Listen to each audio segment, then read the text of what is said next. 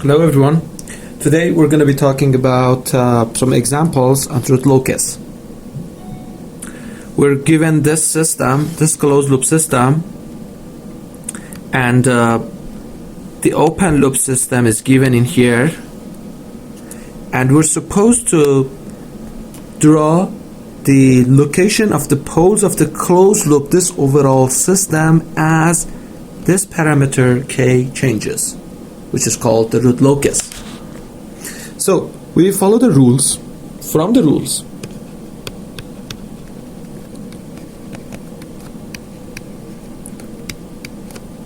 we have two branches because of having two poles.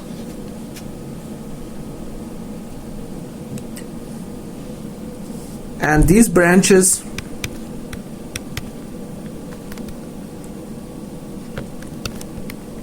at the open loop poles, which are 0 and -4, and go to the open loop zeros, which are infinity and infinity. We talked that if the number of zeros is less than the number of poles, then we say that we have as many zeros at the infinity as the difference between the number of zeros and poles. So in here, no zero, two pole. So we say we have two zeros at the infinity. We're supposed to converge to them. So we're going to have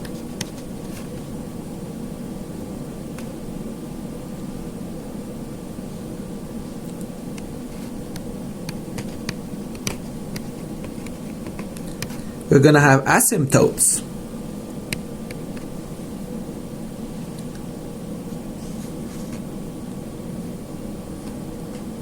Using the formula, the real axis intercept will be the summation of the poles minus the summation of the zeros divided by the number of poles minus the number of zeros. So this is -2.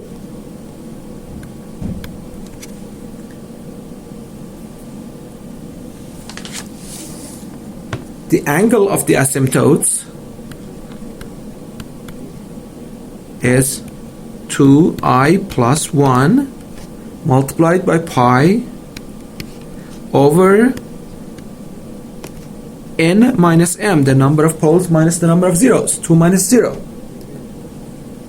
When you try different i's in here, you end up with pi over 2 and minus pi over 2. Any other I which you try, for example, if you try 0, it leads to pi over 2. If you try -1, it gives you minus pi over 2.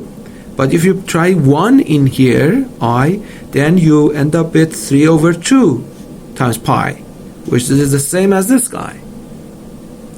See, this is equal to the 3 pi over 2. So you can try different i's, but you'll see that you only end up with this thing and this thing.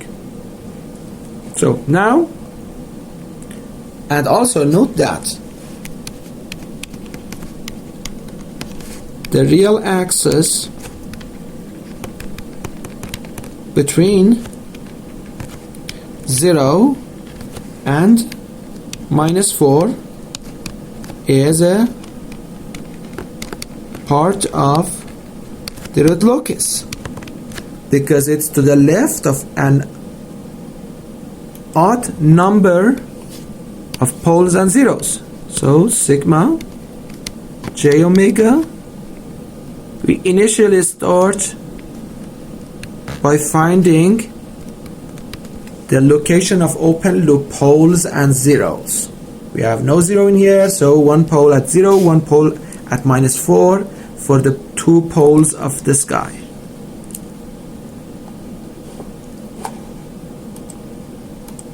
So this area is at on the root locus because it's to the left of an odd number of poles and zeros. So that's sigma A intercept. The real axis intercept was at -2. So we're gonna have an asymptote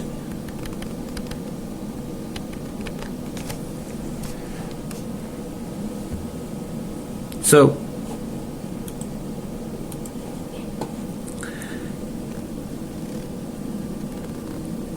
this is going to be the root locus.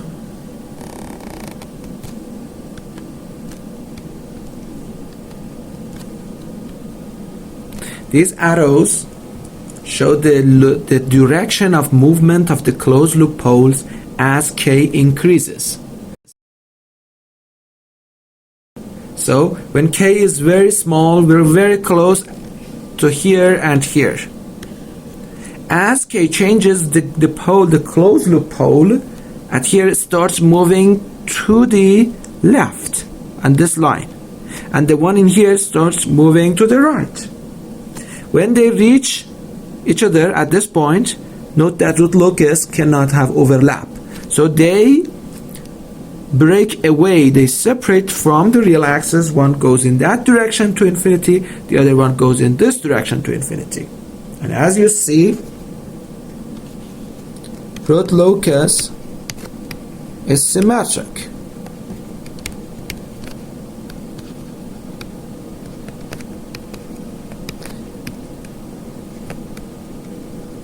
About the real axis.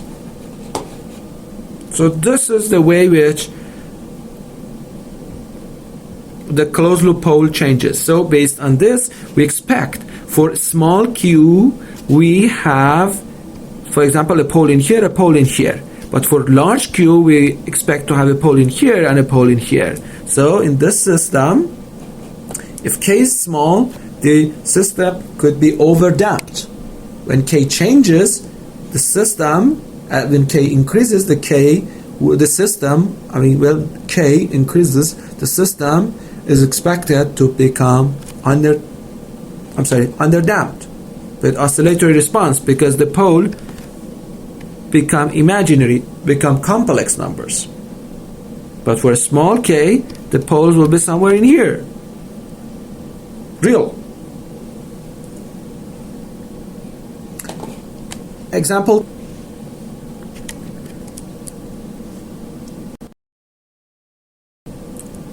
we have this other G in the same feedback loop. So the same loop as in here, but instead of this G, we have this other G, this one. So number of branches 3.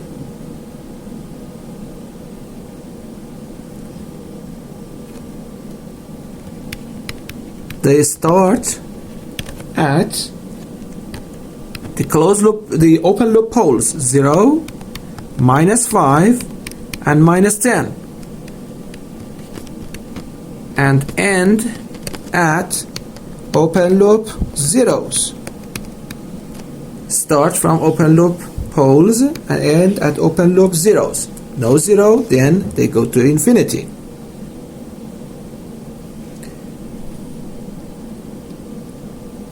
So we expect to have asymptotes. Sigma sub A was the notation which we used for the real axis intercept of the asymptotes. 0, -10, -5, the summation of the poles minus the summation of the zeros. None, so we put 0. The total number of poles minus the total number of zeros. So the real axis intercept of the asymptote will be -5. The angle of the intercept, the asymptotes, 2i plus 1, these are from the formula, over total number of poles minus total number of zeros.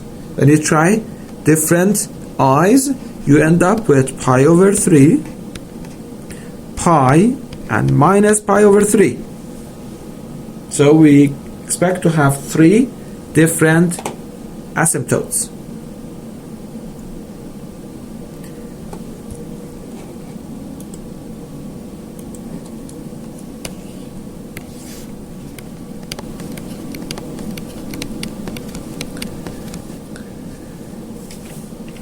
We have one pole in here, open loop pole, another open loop pole at -5, another open loop pole at -10,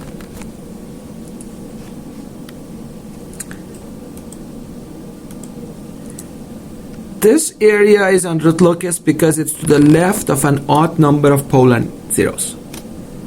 This area also is on root locus because that is also to the left of an odd number of poles and zeros. Total poles and zeros in the right side of this area is 3. So this is on root locus. So we start from here and we move in that direction.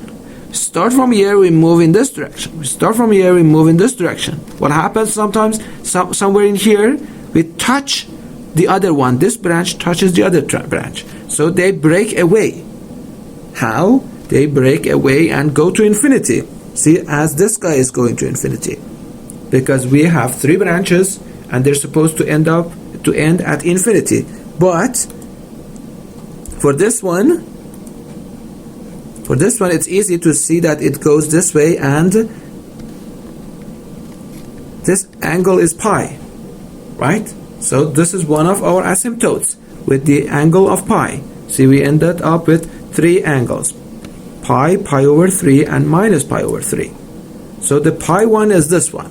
We expect 2 other with pi over 3 and minus pi over 3. So let's find the real axis intercept, which was found to be -5. So from -5 we expect to have, see, this is pi over 3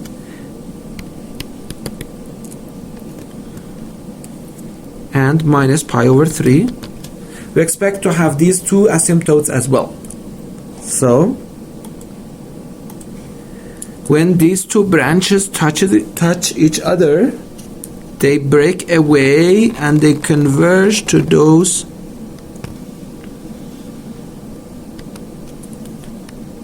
asymptotes.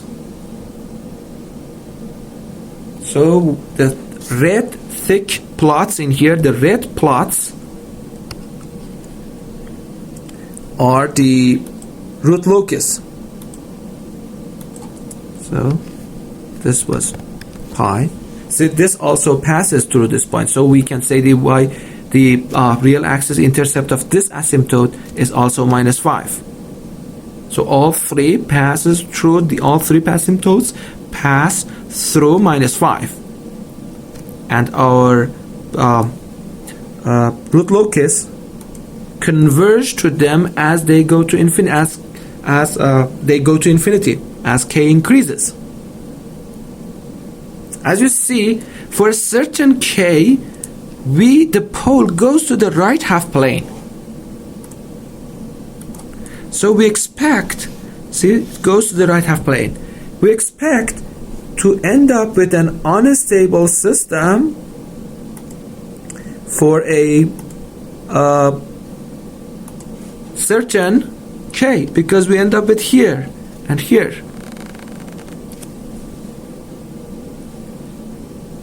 For small k, we're either in here, in here, and in here. So we're non-oscillatory but convergent to 0 because of real poles, negative real poles. But as k changes, we end up with here, this area, which the oscillation in the response is expected because of complex poles. But as k increases further, we end up with here, which is pole with positive real part. So we expect the system to become unstable.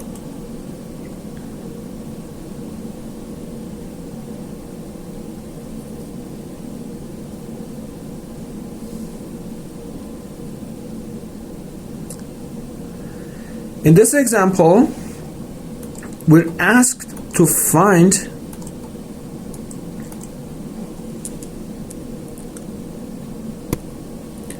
the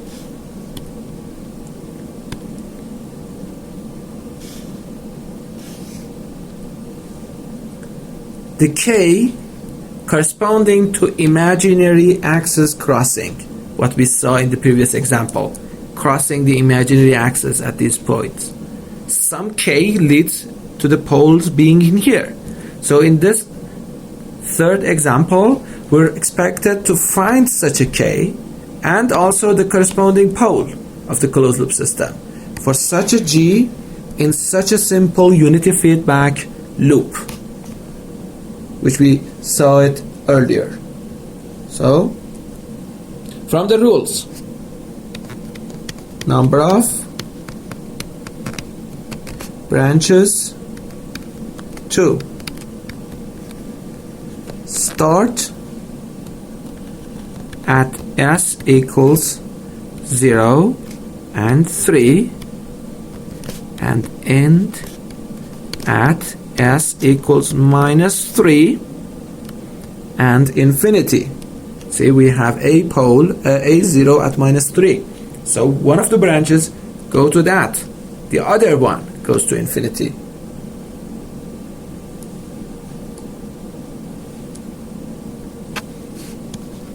If we find the real axis intercept of the asymptote, it will be 6. The angle will be pi. And we're ready to draw the root locus.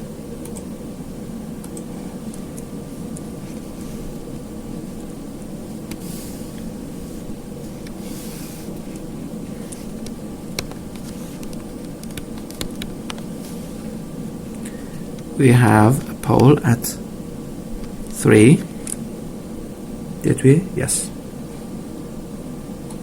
A pole, open loop pole at 0. And an open loop 0 at -3. And we expect to have an asymptote in here because this is pi. See? Theta A equals pi. This is not informative for us because when the angle is pi, any point in the real axis could be real axis intercept. So let's draw the root locus. This area is to the left of an odd number of total poles and zeros. This area is also to the left of an odd number of poles and zeros. So we start from here, See, the direction in here is toward the 0 because we get away from the open loop poles and go toward the open loop zeros. So when we move in this direction, we get to a breakaway point, and we're supposed to do such a thing because this branch has to somehow come back to this point in order to go toward the 0 or maybe go to the infinity. And the other branch, so this is the direction, this branch has to go that way, this branch has to go to separate from the real axis, and we know that they're supposed to come back in here and join the real axis again in order for one of them to go to infinity, the other one go to the open loop 0 at -3. So this is what happens. Now here is the question. When we cross the imaginary axis, first of all, what is the pole? So what is the coordinate of this point? And also what k gives this? What k? See, small k will be here and here. And yes, into these two places. As k increases, we get close to this point, then we separate from the real axis. At some k we're exactly here. As k increases, we become stable and we move in this direction. So at some k we're here. How to find that k? There are two ways. One, using Ross table. So the closed loop transfer function is sum numerator over ks plus 3k. Let me do better. S square minus 3s plus ks plus 3k. When we find the closed loop transfer function, which is kg of s over 1 plus kg of s. So we do Ross table for this guy. S square, S1, S0. Coefficients 1, 3k, k minus 3, 0, and 3k. This is positive. As long as these two are also positive, we're stable. If k equals 3, then row of 0 happens. See? And you see, for k smaller than 3, we have negative in here, we have unstable system, so we end up with being there, being somewhere in here.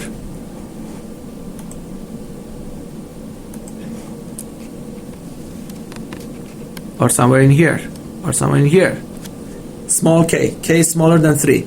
For k larger than 3, this becomes positive, this becomes positive too, and this is positive, so we end up with stable system. So we end up somewhere in here, or somewhere in here. But at a certain k, we are here, or here. And we found it. K equals 3.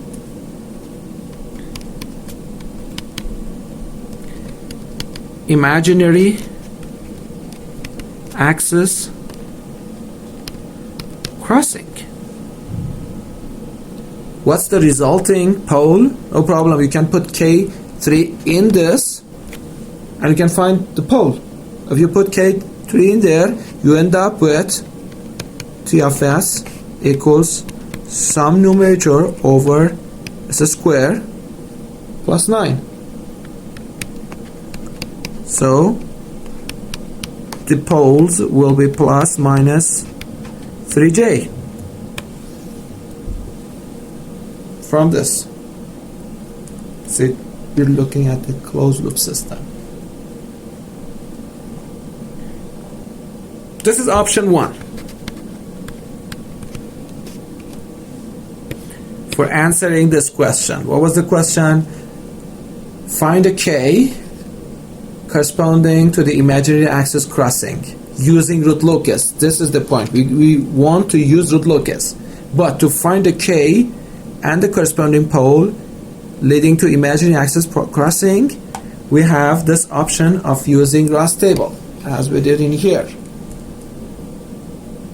There is another option also, which is using angle criterion for finding the k which leads to that.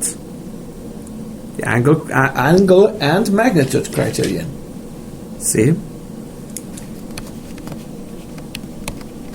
Option 2. Using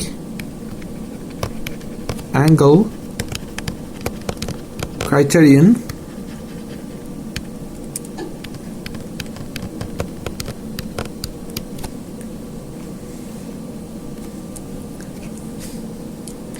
we have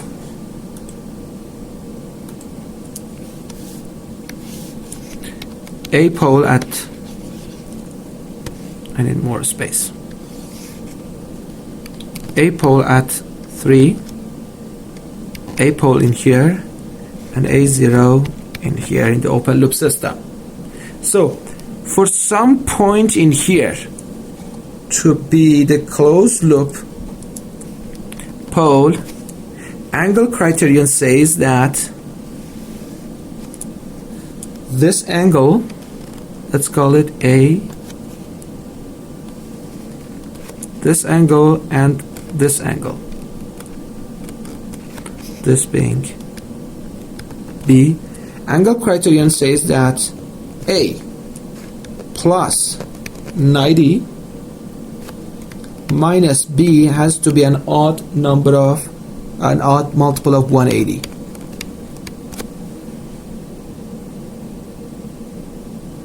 But note that this B is the same as this angle. So from the geometry of this area, we see that A plus B itself is 180. This was due to the geometry.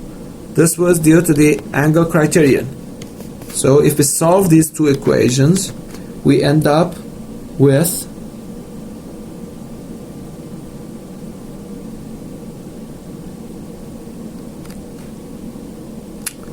B equals 45 degrees. And therefore, this distance, let's call it X. X becomes 3 because this distance is 3, this angle is 45, so this distance also will be 3. That 3 means that the pole will be plus minus 3j because that 3 is on the imaginary axis. See, this is sigma and that's j omega. So something being there at the distance of 3 units from the origin, it means that it's plus 3j, and because it's symmetric we have 1 in here, down in here too, so we have plus minus 3j. But how to find the k? Because this was one part of the example. How about k? For k, we use magnitude criterion.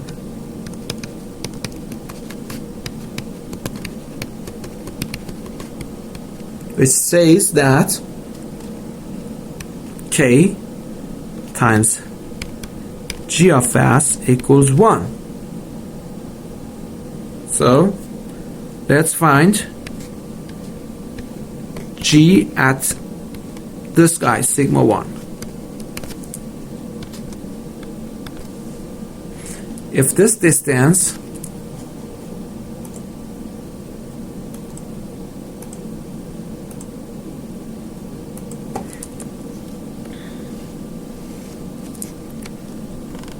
is denoted by L using vector or a graphical form for finding g at this point, we know that it's equal to the length of the vectors relating to the zeros, which is this vector, its length is also L, divided by the multiplication of the length of the vectors corresponding to the poles. L is one of them, the other one is this guy, which is 3 from this pole to there. So it's 1 over 3. Therefore, by this relation, k equals 3. If you're not sure why this is equal to 1 over 3, you may refer to our discussion on evaluating a complex function.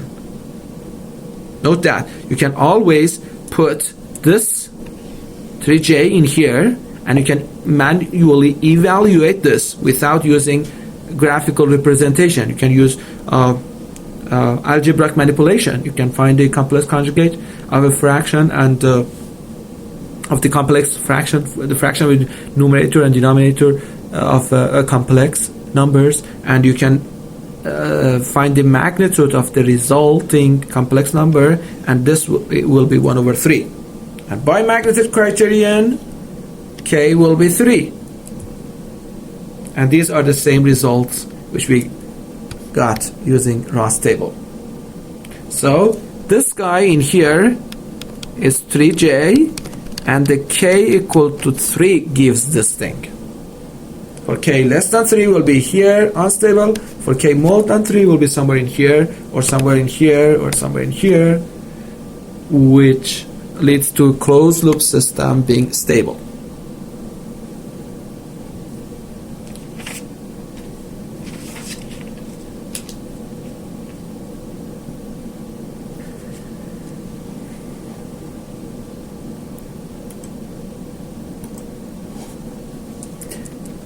Design k for sigma equals 0.9 using root locus. See, we want to use root locus.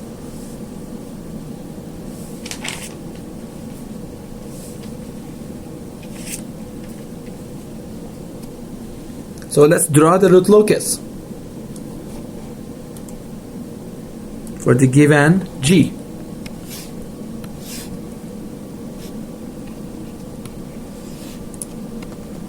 Sigma j omega, we have one open loop at 0, one open loop at -5,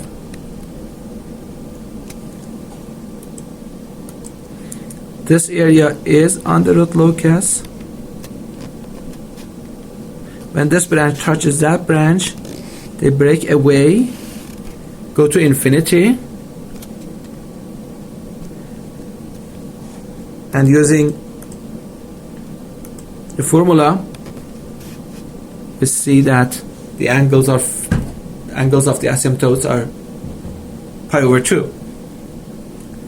So, as we see, for a certain k, we end up with the pole at here and there. So, when the pole is there, somewhere by adjusting the k, we can end up at a point which will have that zeta, that damping ratio. See, damping ratio was cosine of phi or phi. What is phi? This is the phi. So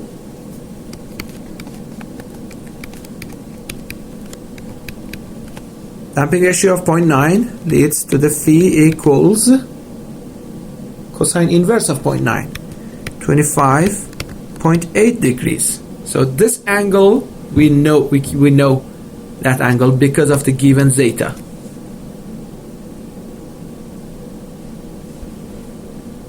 How about this distance?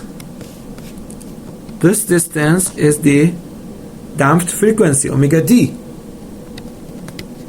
Omega d is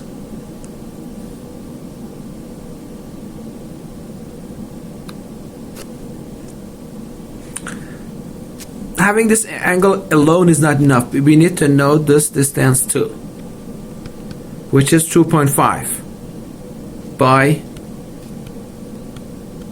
the real axis intercept of the asymptote. When we calculate it, it gives us this point 2.5, minus 2.5, so this distance will be 2.5.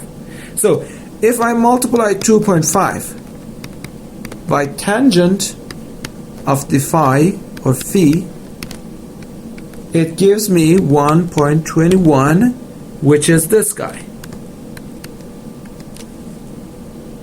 This distance multiplied by tangent of this angle results in this distance. So the pole will be desired pole, let's say S desired, will be minus 2.5 plus minus 1.21 J. This is the desired closed loop pole in order to end up with that zeta with the given system. Note that using this zeta alone, we could not find this pole. That zeta with this system, open loop system, gives this pole. So all we need to do is to find a K, which gives us this point. It's not hard. We can use magnitude criterion.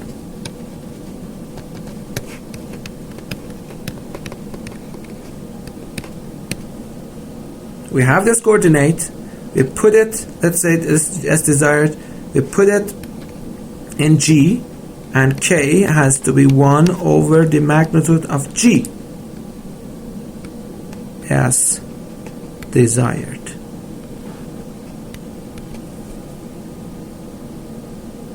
And when you do this, you'll end up with 7.72. So you evaluate this G at S equals, for example, minus 2.5 plus 1.21 J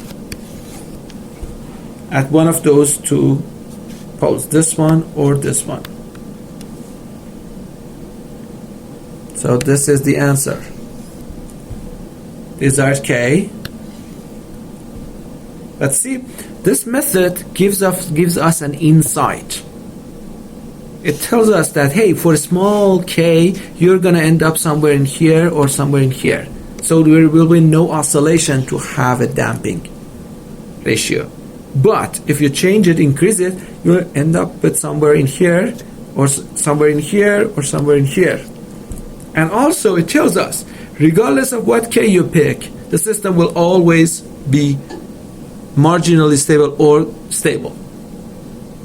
It will never become unstable because the pole will never go to the right half plane, to this area.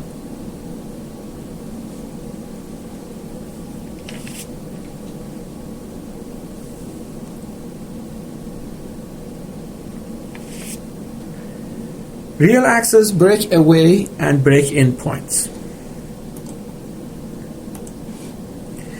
Real axis breakaway points are the points at which the closed loop poles leave the real axis and convert to complex form. So, somewhere like this. See in here? This is a real axis breakaway, or in here, or in here.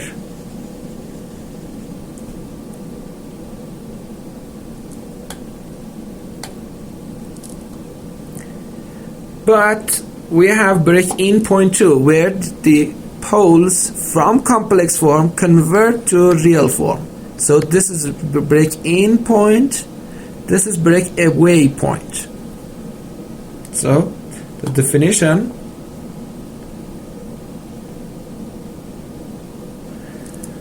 breakaway point are the points at which the closed loop pole leave the real axis and convert to complex form. Break-in points are vice versa. Denoting these points by sigma, they need to satisfy this equation. So, if we solve this equation, we can find sigma. In this equation, zeta, zi's are the negative of the zeros of the open loop system,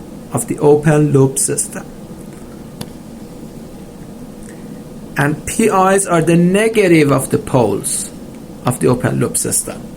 When we solve this equation, we end up with zeta. But how is this zeta different than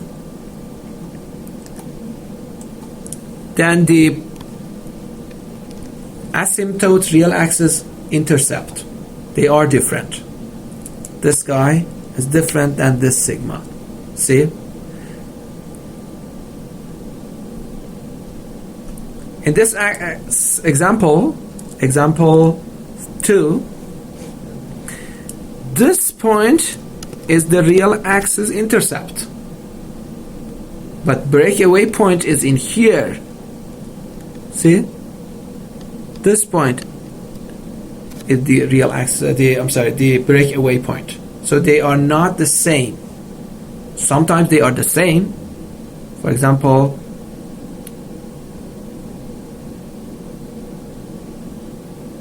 in here, see, the asymptote passes through the breakaway point when these pi's are 95, and we have two branches and they go to infinity. Then the asymptote passes exactly through the breakaway point. But as you saw, is not the case always. So when that is not the case, we can use this formula to find the breakaway point. An example: draw the root locus and find the breakaway break-in point. Sometimes we have breakaway, break-in, sometimes we have only one of them.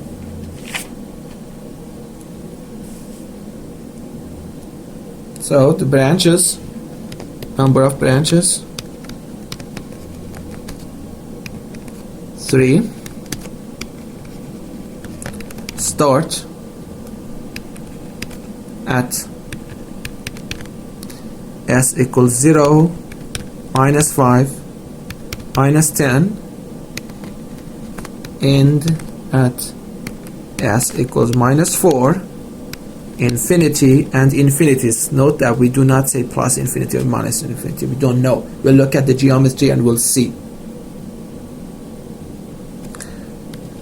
The real axis intercept of the asymptote using formula is minus 5.5. The angle of the intercept of the asymptote is pi over 2 and minus pi over 2.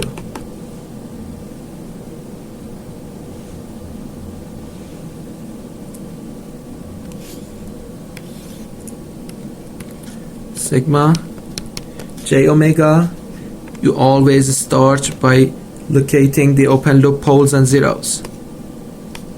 This being minus 4, this being minus 5, this being minus 10.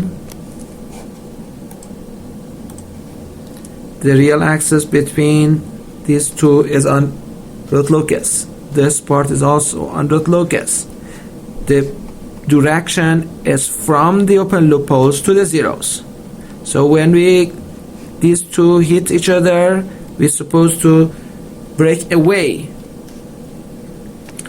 Let's look at this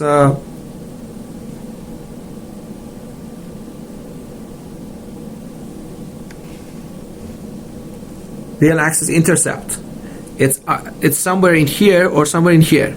But in order to better draw this, we need to know whether this axis is somewhere in here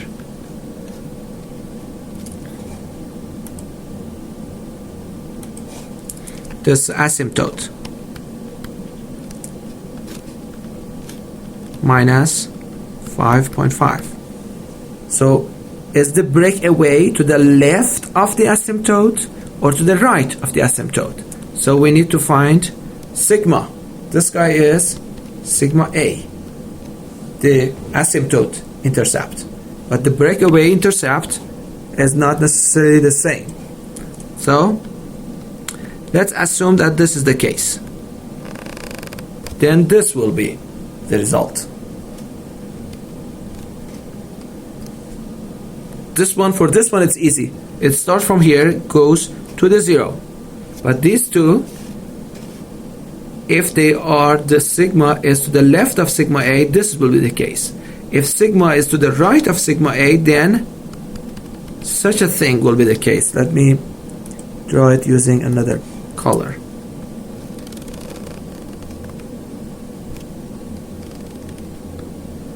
And we need to know which one is correct, the yellow one or the red one.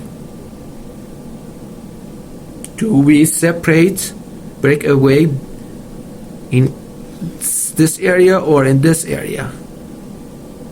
So we need to find this sigma, and we use this formula to find that.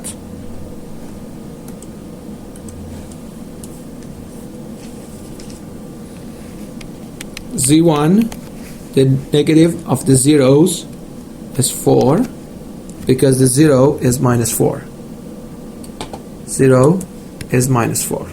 Okay, 1 point. That in here, instead of having just k, we have k times s plus 4. But it doesn't matter. We can always move this thing to here. And k remains in here. Right? Because this is the same. So if we cross that and put it in here, s plus 4, will it make any change in the behavior of the system? No, systems are identical, these two. This one and the initial one. So we have 1 0 at minus 4, 1 0 at minus 10, pole, 1 pole at minus 5, and 1 pole at 0. So the negative of them will be 0 at 1, pole at 0, pole at 5, and pole at 10. Use the formula.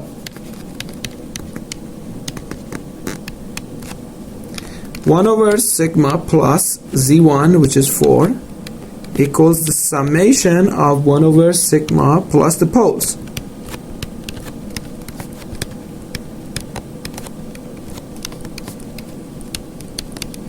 See, these are sigma 1 over z zeta plus pi. This is sigma 1 over sigma plus zi's.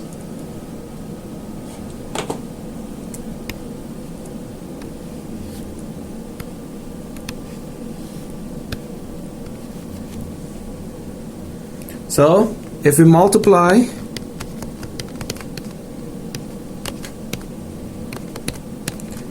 both sides by sigma plus 4, sigma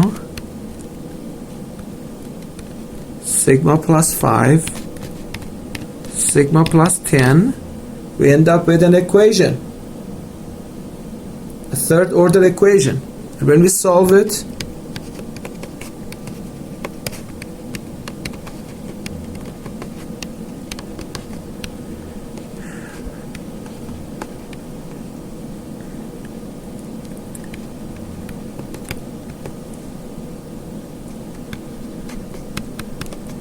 we end up with sigma equals minus 6.9. So going back, this sigma is minus 6.9. So the breakaway point is to the left of this asymptote, which is at minus 5.5. So what you see in here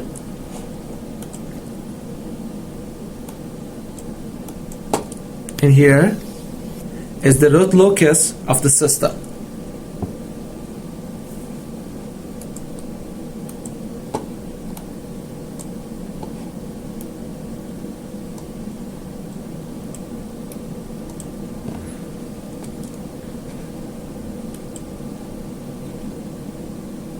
So we learned how to find the breakaway and break-in point. So using this relation, in the previous examples, for example, in this example, we can find the coordinate of this point and the coordinate of this point. Note that we know that the coordinate of this break-in point is to the left of minus 3. Because if we break in from here, we are to the left of an even number of poles and zeros. So in here we cannot break in. So we knew that we break in somewhere in here, but we didn't know exactly where. Using that formula, we can find it. Just like finding this breakaway point. But note that when you solve this equation, this third order equation, you may end up with some imaginary result too. Imaginary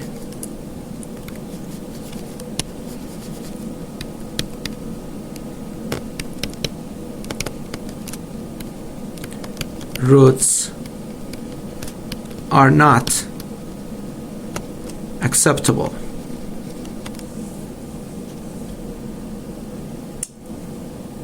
We solve this equation, this one, solve for real roots or real solutions. Skip the imaginary or complex. Imaginary, I meant complex. The complex roots are not acceptable in solving this equation. This one. So find the real roots, just like what we did in here, to end up with the break in or break away. And it does not tell you whether the solution is break in or break away. The geometry, the knowledge which we have from the rules, that tells us that when we're here, we cannot break in at this point. At this point, we want to break away.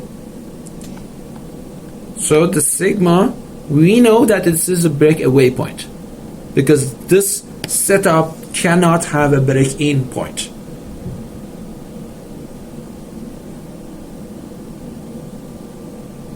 Note that we do not come back here, for example, because in here we already have a branch and it goes directly to that 0. We cannot come back in here and have overlap with that already existing branch. No. From the rules, we know that these two go to infinity.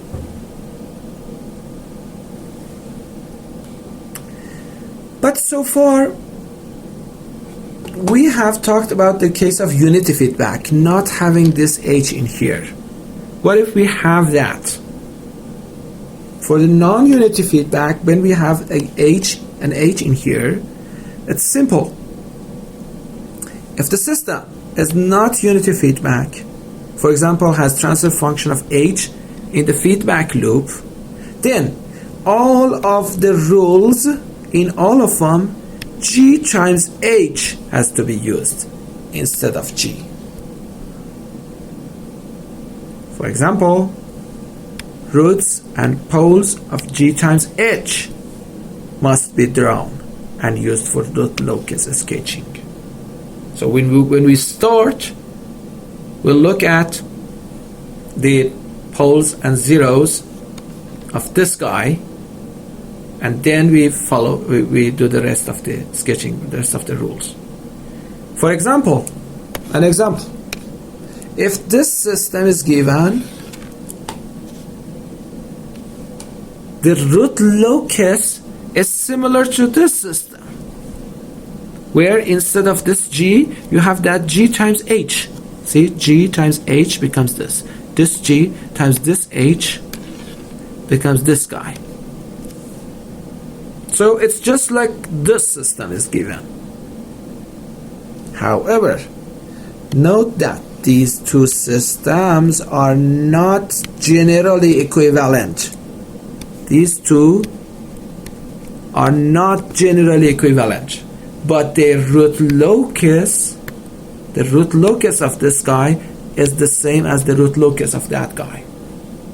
This is the claim which we're making.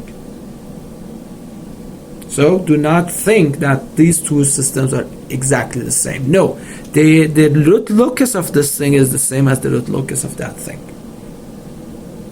So, for example, if we want to draw the root locus of this guy, we start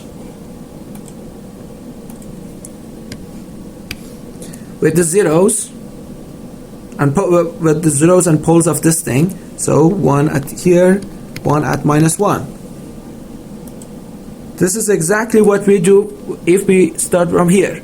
We'll look at the zeros and poles of G times H. So 1 in here, one in here, and then the rest of it is simple.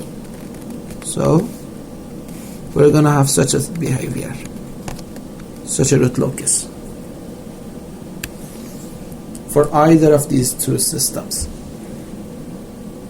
So everything said so far, which was for the case of not having this guy and having a direct line in this between, can be generalized to case of having H when we replace G everywhere in our discussion with J times H. And this is the example. G times H will be this guy. We look at this as the open loop transfer function, and we start here. So we do not say that we have only one pole at -1 and only this guy. No, we say that we have a pole at -1 and a pole at 0. I'm sorry, pole at -1 and a pole at 0, because we look at G times H. The rest of the discussion is exactly the same.